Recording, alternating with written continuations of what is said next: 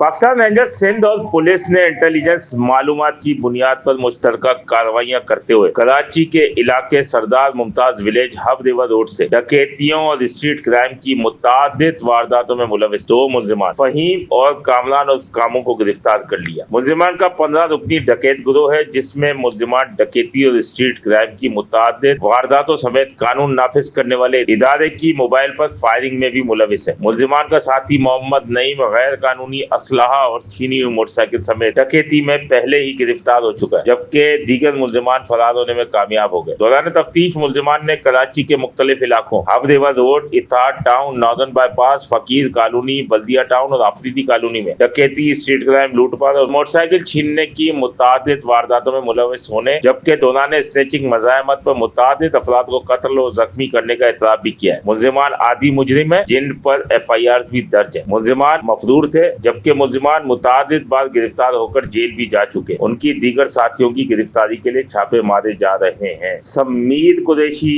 C110 news, Karachi. C110 news, खबर की असल खबर।